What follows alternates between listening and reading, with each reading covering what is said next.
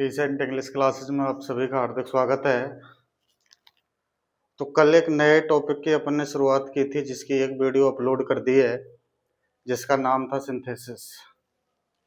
Synthesis अपन ने start किया था और उसका एक पार्ट अपन बना चुके हैं, आज नए पार्ट में आए हैं। तो विशेष अनुरोध है सभी विद्यार्थियों से कि चैनल को ज़्यादा से ज़्यादा सब्सक्राइब करें, अपने मित्रों के साथ शेयर करें, उनसे सब्सक्राइब करवाएं। जितने ज़्यादा अपने सब्सक्राइब होंगे कंटेंट आपको और उतना बेहतर दिया जाएगा। अपने जितना भी कंटेंट आपने देखा है अब तक, जब जितने बच्चे जुड़े हुए हैं उन सभी को पता है कि कंटेंट कितना बेहतरीन है। उससे बाहर ना तो एकेडमिक्स में जाता है और न ही कॉम्पिटिशन में। तो इसलिए सभी विद्यार्थियों से, सभी भाइयों से अनुरोध है, चैनल को खुद सब्सक्राइब करो एंड अपने जितने भी फ्रेंड सर्कल है आपका उन सभी से सब्सक्राइब करवाओ जो उनके लिए यूजफुल है। तो बात कहाँ चल रही थी? बात चल रही थी सिंथेसिस की। बात सिंथेसिस की चल रही थी, संयोजक की। एक बार कल तक का सुन लो, जो कल तक लिखाया था उसको। दो या दो से अधिक शब्दों, शब्द समूह, वाक्य, वाक्यांशों को जोड़ने के लिए जो शब्द काम में आते हैं कंजंक्शन कहलाते हैं। कंजंक्शन के आधार पर वाक्य तीन तरह के होते हैं: simple sentence, compound sentence, complex sentence. Simple sentence में लिखा था एक साधारण वाक्य में एक सब्जेक्ट तथा एक वर्ब का होना जरूरी होता है, लेकिन अधिकतम वर्ब 5 हो सकती हैं। और लगा के लिखा था there must be a finite verb in a simple sentence but sometimes a simple sentence can have a non finite verb. उसके नीचे 3 एग्जांपल लिखे थे: she plays tennis, she is looking for the boy, she has been waiting for the guest since morning. उसमें यह देखा था finite verb कौन सी है और नॉन फाइनाइट कौन सी है। फाइनाइट पे लिखा था ऐसी वर्ब जो सब्जेक्ट के नंबर तथा पर्सन के अनुसार आती है और टेंस को भी बताती है, अर्थात सब्जेक्ट के तुरंत बाद वाली वर्ब फाइनाइट वर्ब कहलाती है। फाइनाइट में आती कौन कौन सी हैं? फाइनाइट में आते हैं do, does, did, is, am, are, was, were, has, have, had. Verb की फर्स्ट फॉर्म में एसर, यस और सेकंड फॉर्म, यानी कि हेल्पिंग तो होती हैं 11, 13 होते हैं मॉडल, ओवरऑल होते हैं 24 फाइनाइट वर्ब।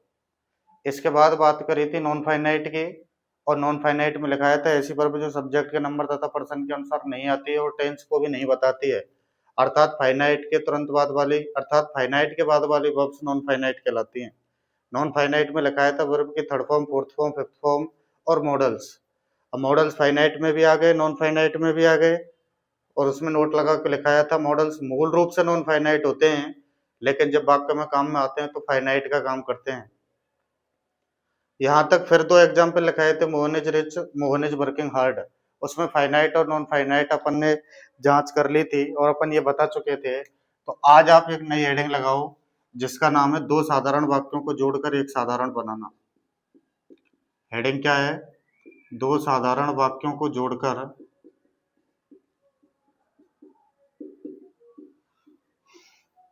एक साधारण बनाना। कहने का क्या मतलब है? कहने का मतलब है एक सिंपल सेंटेंस आपको दिया गया है, फिर एक और दिया गया है, और दो सिंपल सेंटेंसों का आपको क्या बनाना है? एक सिंपल सेंटेंस बनाना है। यानी कि दो सिंपल सेंटेंस आपको दिए जाएंगे और उन दो सिंपल सेंटेंसों का आपको क्या बनाना है? एक सिंपल बनाना है। चलो आगे चलते हैं, देखिए। तो सिंपल प्लस सिंपल इसका बनाना है, तो इसमें अब चलें क्या आगे वो देखिए आप। सबसे पहले इसमें क्या देखेंगे? सबसे पहले देखेंगे पार्टिसिपल के द्वारा। सबसे पहले एक नंबर पर क्या देखेंगे? पार्टिसिपल्स के द्वारा। अब सबसे बात यही है कि पार्टिसिपल कितने प्रकार के होते हैं? तो 3। पहला प्रेजेंट पार्टिसिपल, दूसरा कौन सा होता है? पास्ट पार्टिसिपल, और बेटा तीसरा कौन सा होता है? Perfect participle.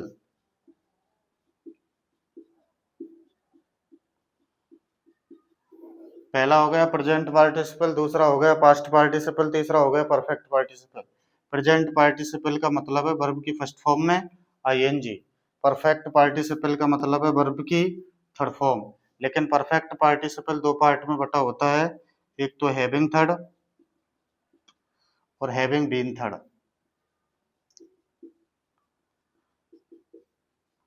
हैविंग थर्ड का मतलब वाक्य कैसा होगा?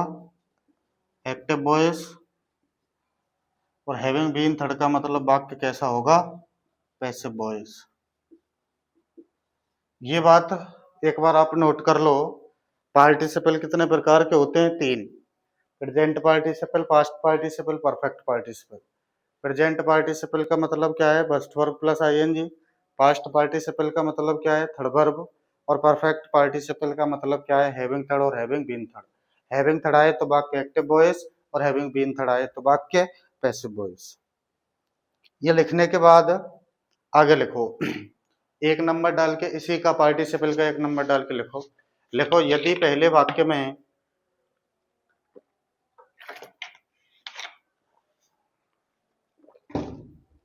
लिखिए, यदि पहले वाक्य में एजेमार बोझ पर अकेले दिए जाते हैं, यदि पहले वाक्य में एजेमार बोझ पर अकेले दिए जाते हैं तथा दूसरे वाक्य में मेन वर्ब, तथा दूसरे वाक्य में मेन वर्ब, तथा दूसरे वाक्य में मेन वर्ब, तो वाक्यों को प्रेजेंट पार्टिसिपल में बदला जाता है। तो वाक्यों को प्रेजेंट पार्टिसिपल में बदला जाता है। अर्थात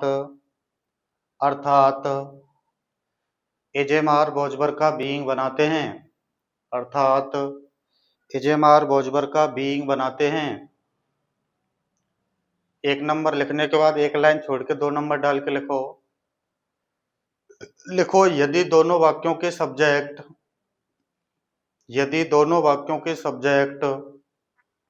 एक ही पर्सन थिंग को शो करते हैं, यदि दोनों वाक्यों के सब्जेक्ट एक ही पर्सन थिंग को शो करते हैं, तो नाउन नाउन होने पर नाउन, कोमा प्रोनाउन होने पर प्रोनाउन, प्रोनाउन होने पर प्रोनाउन, जबकि नाउन प्रोनाउन होने पर नाउन को लिखा जाता है। जबकि नाउन प्रोनाउन होने पर नाउन को लिखा जाता है।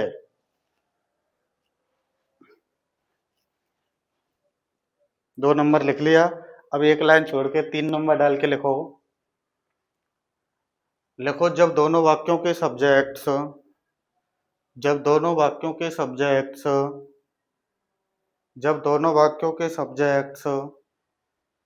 एक ही पर्सन थिंग को शो करते हैं, जब दोनों वाक्यों के सब्जेक्ट्स अलग अलग पर्सन थिंग को शो करते हैं, जब दोनों वाक्यों के सब्जेक्ट्स अलग अलग पर्सन थिंग को शो करते हैं, तो दोनों को लिखा जाता है। ये अपन ने लिख लिए 3 नोट। अब देखते हैं आगे। देखिए भाई, कुछ एग्जाम्पल्स लिखते हैं अपन। She is very rich, she can buy everything. और देख लो, Rohan is a good player, he can play well. और देख लो, इट इज फाइन टुडे,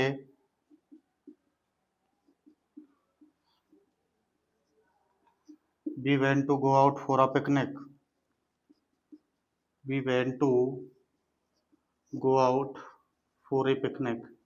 ये 3 एग्जाम्पल हैं। एक बार आप इनको देखो। पहला क्या है? She is very rich, she can buy everything. दूसरा क्या है? Rohan is a good player, he can play well. तीसरा क्या है? It is fine today, we went to go out for a picnic. अब देखिए मैंने क्या लिखाया था नोट में, वो देखते हैं। देखिए मैंने लिखाया था, पढ़ो पहले नोट को। यदि पहले वाक्य में एजेमार बोझबर अकेले दिए जाते हैं, अकेले का मतलब है एजेमार बोझबर के साथ फर्स्ट वर्ब आईएनजी नहीं होना चाहिए, कोई नाउन प्रोनाउन होना चाहिए। फर्स्ट वर्ब आईएनजी होगा तो टेंस बन जाएगा कौन सा, प्रेजेंट कंटिन्यूअस, और प्रेजेंट कंटिन्यूअस बन गया तो नियम कैंसिल।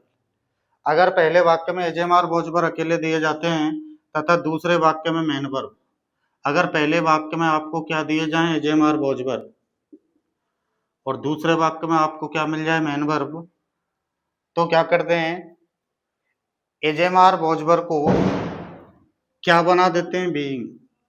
नियम अपन ने लिखा था, यदि पहले वाक्य में एजेमार बोझबर अकेले दिए जाते हैं तथा दूसरे वाक्य में मेन वर्ब, तो वाक्य को प्रेजेंट पार्टिसिपल में बदला जाता है, अर्थात पहले वाक्य यानी कि एजेमार बोझबर का क्या बनाते हैं, बीइंग। एक चीज तो ये हो गई। अब दूसरी चीज क्या है वो देखो, एजेमार बोझबर का सबसे पहले क्या बनाओ तुम, बीइंग, ये काम कर दिया।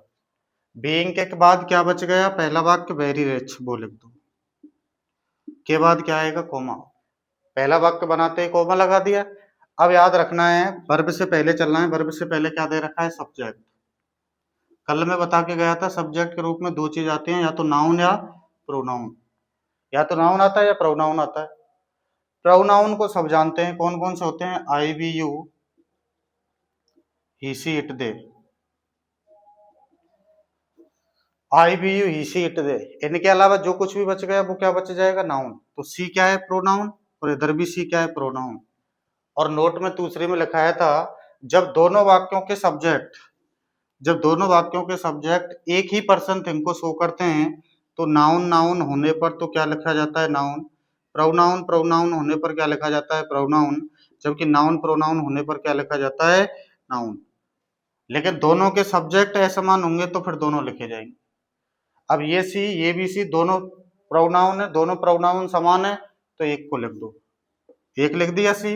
अब क्या बच गया, सी कैन बाई एवरीथिंग, लो ये बन गया, she is very rich she can buy everything. तो इसका क्या बन जाएगा, being very rich she can buy everything. ध्यान क्या रखना है आपको, अगर सब्जेक्ट असमान होते, यहाँ सी होता और यहाँ दे होता, तो आपको सी बीइंग से पहले लिखना पड़ता, बस ये याद रखना है। अगर सब्जेक्ट असमान होंगे तो दोनों लिखे जाएंगे, और सब्जेक्ट समान होंगे तो एक लिखा जाएगा। दूसरा देख लो, Rohan is a good player he can play well. अब रोहन क्या है, नाउन, और ही क्या है, प्रोनाउन। अब नाउन प्रोनाउन समान है क्या असमान है, रोहन के लिए ही आया, ही के लिए रोहन आया, तो सब्जेक्ट समान है, लेकिन नाउन प्रोनाउन पर लिखा किसको जाता है, नाउन को। तो क्या बनेगा इसका, बना दो, बीइंग ए गुड प्लेयर, पहला वाक्य कंप्लीट होते ही कॉमा। रोहन और ई में से क्या लिखा जाएगा, रोहन।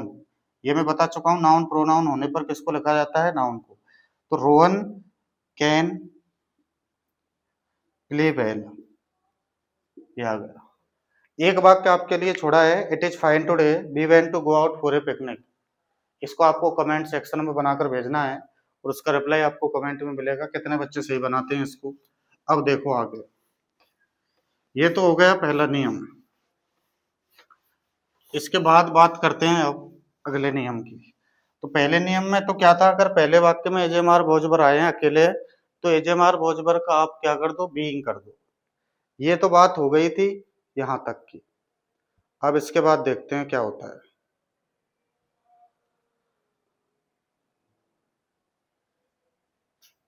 देखिए, लिखिए भाई, अब नई हेडिंग लगाइए। अब आप अब क्या लिखेंगे, लिखो नई हेडिंग लगाकर, जब दोनों वाक्यों में मेन वर्ब दी गई हो तो क्या हेडिंग लगाएंगे, ये लगाओ, जब दोनों वाक्यों में मेन वर्ब दी गई हो तो, जब दोनों वाक्यों में मेन वर्ब दी गई हो तो ये हेडिंग लगा दो, लगा दे। अब लिखो इसमें एक नंबर डालकर, जब दोनों वाक्यों में मेन वर्ब दी गई हो तो, ये लिख दिया। अब इसमें लिखो भाई एक नंबर डाल, लिखो लिखिए, यदि सक्सेसिव फॉलोइंग एक्शन फास्ट हो, यदि सक्सेसिव फॉलोइंग एक्शन फास्ट हो, वाक्य एक्टिव वॉइस का हो। यदि सक्सेसिव फॉलोइंग एक्शन फास्ट हो, वाक्य एक्टिव वॉइस का हो, ब्रैकेट में लिखना कम से कम पहला एक्शन एक्टिव वॉइस में होना चाहिए। कम से कम पहला एक्शन एक्टिव वॉइस में होना चाहिए, ब्रैकेट बंद।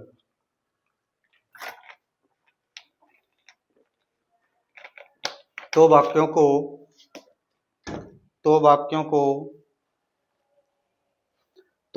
को प्रेजेंट पार्टिसिपल में बदला जाता है। तो वाक्यों को प्रेजेंट पार्टिसिपल में बदला जाता है, अर्थात पहले वाक्य की मेन वर्ब को,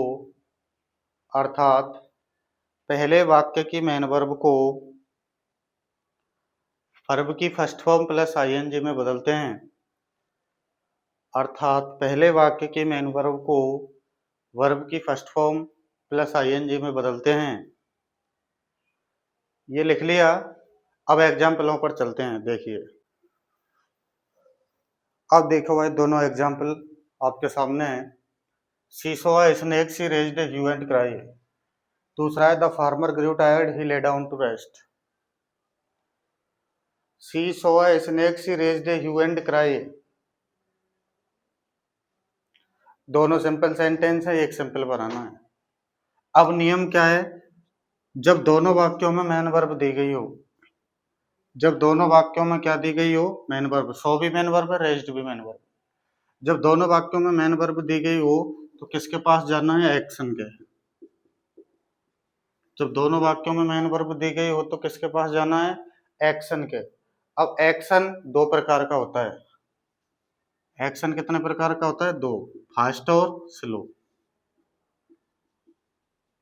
एक्शन कितने प्रकार का है, दो, फास्ट और स्लो। तो she saw a snake, she raised a hue and cry. अब फास्ट है कि स्लो है, ये किससे पता चलेगा, एग्जाम्पल पढ़ के पढ़ो। शी सॉ अ स्नेक, उसने एक सांप देखा और सांप देखते ही चीखने चिल्लाने लगी। ह्यू एंड क्राई, चीखना चिल्लाना। तो जैसे ही उसने सांप देखा, सांप देखते ही चीखने और चिल्लाने लगी। अब बताओ, एक्शन फास्ट है स्लो? भाई सीधी सी बात है, अगर कोई आपके उंगली में, आपके हाथ में कोई सुई चुभो दे तो आह की जो आवाज आएगी वो तुरंत आएगी कि थोड़ी देर बाद? तुरंत आएगी। ऐसे ही अगर शीशो उसने एक सांप देखा और सांप देखते ही चीखने चिल्लाने लगी, तो ऐसा कौन सा देवता है जो सांप देख ले और कहेगा हो देवता जी आ गए, देवता जी? तो देवता जी ने कौन देख रहा है, सांप खा गया तो फिर वही मिलेंगे जहां मूर्ति में सेट।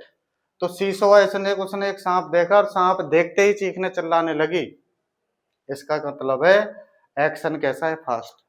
अगर एक काम के बाद दूसरा काम तुरंत होता है बिना देरी के, और पहला एक्शन दूसरे एक्शन पर निर्भर रहता है, वह एक्शन कैसा होता है, फास्ट।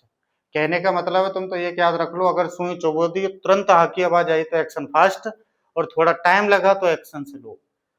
शीशो उसने एक सांप देखा, सांप देखते ही चीखने चिल्लाने लगी। तो ऐसी कोई लड़की नहीं है जो सांप देख ले और तुरंत नहीं चीखे, तुरंत चीखेगी। तो एक्शन कैसा है, फास्ट।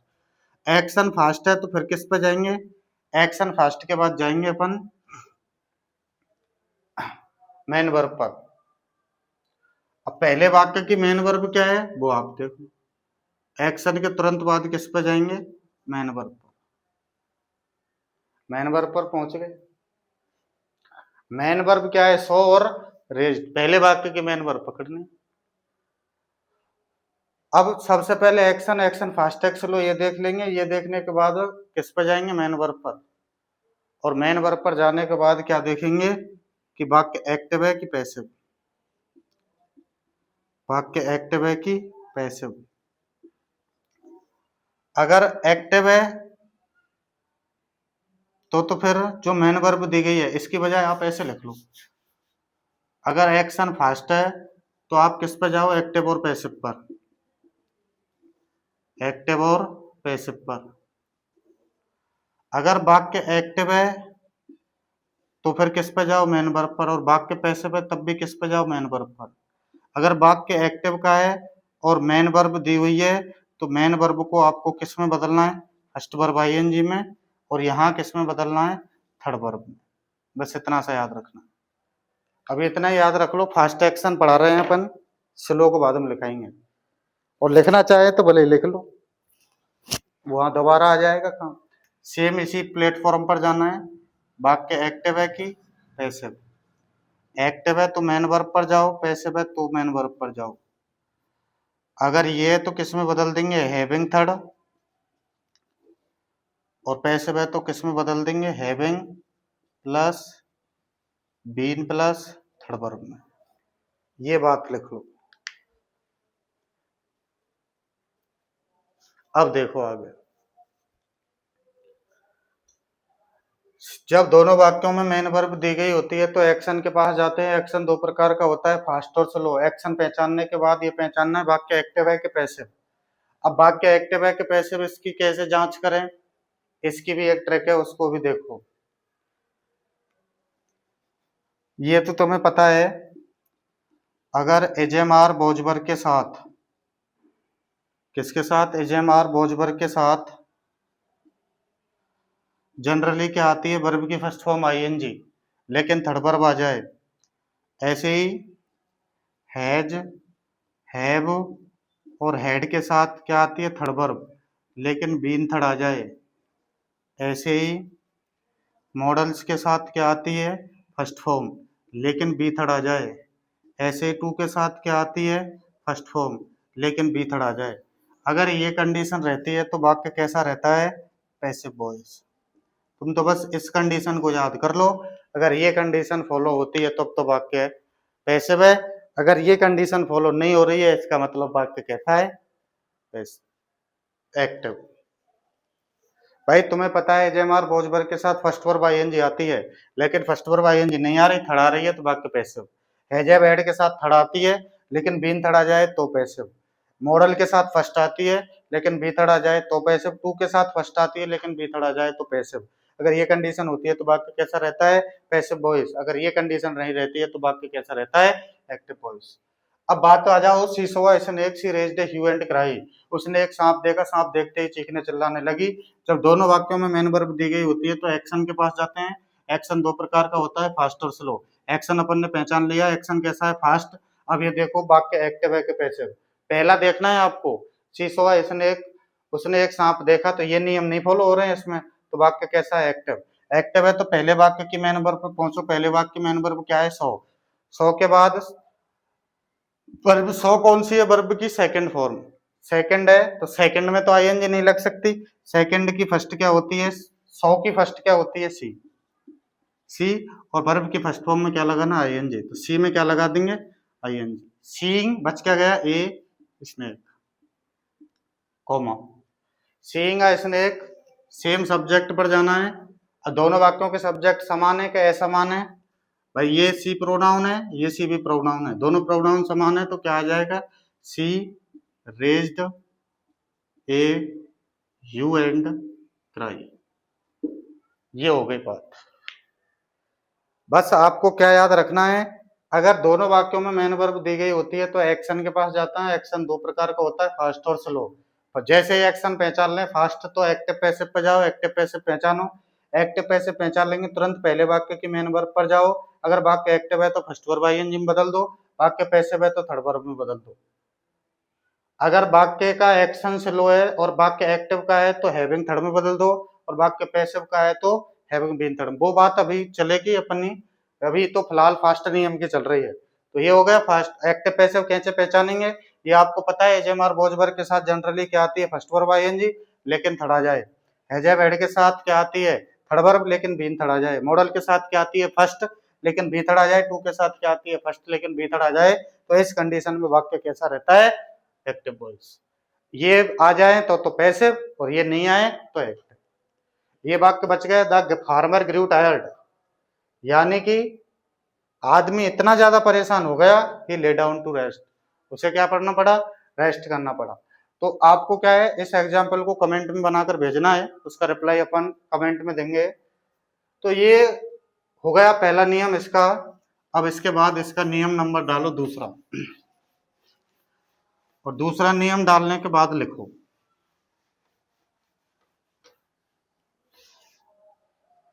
लिखो यदि सक्सेसिव फॉलोइंग एक्शन स्लो हो, सॉरी, यदि सक्सेसिव फॉलोइंग एक्शन फास्ट हो, 2 नंबर डाल के लिखना, यदि सक्सेसिव फॉलोइंग एक्शन फास्ट हो, वाक्य पैसिव वॉइस का हो। यदि सक्सेसिव फॉलोइंग एक्शन फास्ट हो, वाक्य पैसिव वॉइस का हो, कम से कम पहला एक्शन, ब्रैकेट में लिखना, कम से कम पहला एक्शन पैसिव वॉइस में होना चाहिए, कम से कम पहला एक्शन पैसिव वॉइस में होना चाहिए, तो वाक्यों को परफेक्ट पार्टिसिपल में बदला जाता है, तो वाक्यों को परफेक्ट पार्टिसिपल में बदला जाता है, अर्थात पहले वाक्य के मेन वर्ब को,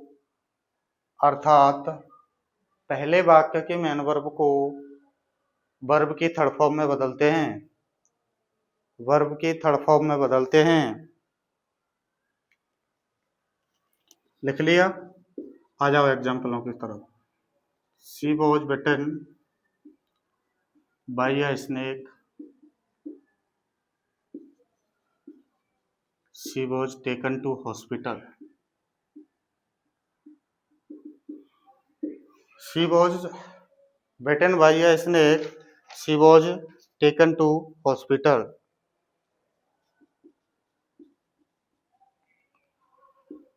The soldier was killed,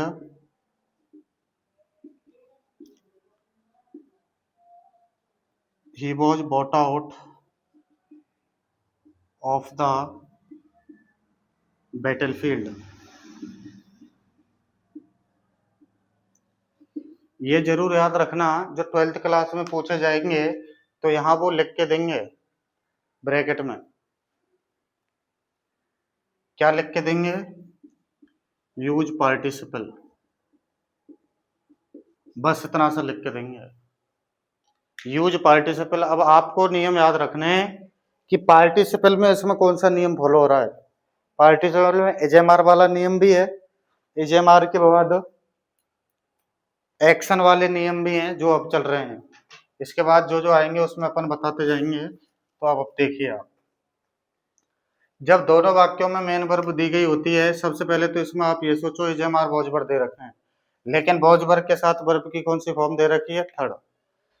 और आपको पता है वॉज वर्ब के साथ फर्स्ट वर्ब आईएनजी आती है, लेकिन अगर नियम नंबर फर्स्ट फॉलो करना है तो नियम नंबर फर्स्ट फॉलो करेंगे तो एजेएमआर वॉज वर्ब अकेले आने चाहिए, वो नियम फॉलो नहीं हो रहा है।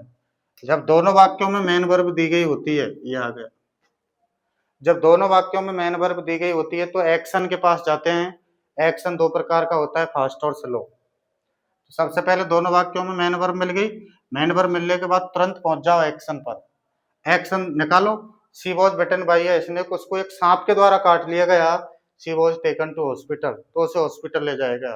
तो आप बचाओ भाई, किसी को सांप काट लेगा तो ऐसे तो है नहीं उसको देखेंगे हो तो उसको सांप ने काट लिया, तो ये देवता जी, तो भाई देवता जी क्यों काटेंगे? सांप ने अगर काट लिया तो सीधी सी मतलब है she was bitten by a snake, उसको एक सांप के द्वारा काट लिया गया, she was taken to hospital, उसे कहाँ ले जाएगा? हॉस्पिटल, तो तुरंत हॉस्पिटल ले जाएंगे। तो एक्शन कैसा है? फास्ट। ये रहा एक्शन कैसा है? फास्ट। एक्शन निकाल लिया, एक्शन के बाद निकालो वाक्य एक्टिव है कि पैसिव। अगर एजेएमआर वॉज वर्ब के साथ थर्ड आती है तो वाक्य पैसिव, हैज हैव हैड के साथ बीन थर्ड आता है तो पैसिव, मॉडल के साथ बी थर्ड आता है तो पैसिव, टू के साथ बी थर्ड आता है तो पैसिव। तो वॉज के साथ थर्ड आ रही है तो वाक्य पैसिव का है। तो पैसिव का है तो पहले वाक्य के मेन वर्ब को पकड़ लो, पहले वाक्य के मेन वर्ब क्या है? बिटन, बना दो। अब मेन वर्ब को क्या करना है? थर्ड, और पैसिव में तो हमेशा थर्ड ही मिलती है, थर्ड बनती है, तो क्या बन जाएगा? Bitten by a snake, bitten by a snake. अब ये भी प्रोनाउन ये भी प्रोनाउन, दोनों प्रोनाउन सेम है तो लिख दो she was taken to hospital, ये आ गया। तो she was bitten by a snake, क्या बन गया इसका? Bitten by a snake, she was taken to hospital. अब ये बच गया दूसरा वाक्य, the soldier was killed, he was bought out of the battlefield. तो इसको आपको बना के कमेंट्स में भेजना है, वहीं आपको इसका रिप्लाई दिया जाएगा, वहीं बताया जाएगा इसका क्या बनेगा। तो अब आप सभी विद्यार्थियों से पुनः विनम्र निवेदन है कि चैनल को ज़्यादा से ज़्यादा सब्सक्राइब खुद करें, अपने भाइयों से, अपने परिवारजनों से, अपने मित्रों से ज़्यादा से ज़्यादा सब्सक्राइब करवाएं। और जो भी जिसके टॉपिक में ये आ रहा है 12th क्लास में खासकर, वो बच्चे इसको विशेषकर बड़ा डीपली इसको पढ़ें और इसके नोट्स बना लें। मेरा तो आपसे आग्रह है, इसको बहुत डीप में कराया जाएगा, यहाँ तक 2nd ग्रेड तक के इसको कराया जाएगा। इससे बाहर सिंथेसिस टॉपिक में से कुछ नहीं आएगा। तो पुनः आपसे निवेदन है, चैनल को ज़्यादा से ज़्यादा सब्सक्राइब करो, वीडियो को ज़्यादा से ज़्यादा वॉच करो, एक दूसरे को चैनल को शेयर करो, अपने मित्रों से सब्सक्राइब करवाओ, फ्रेंडों से, अपनी फैमिली में, अपने रिलेटिव जितने भी हैं उन सभी से ज़्यादा से ज़्यादा चैनल को सब्सक्राइब करें, लाइक शेयर करें, सब्सक्राइब करें। तो आज के लिए इतना ही, अगली वीडियो में फिर मिलेंगे। आज के लिए इतना ही, धन्यवाद, नमस्कार।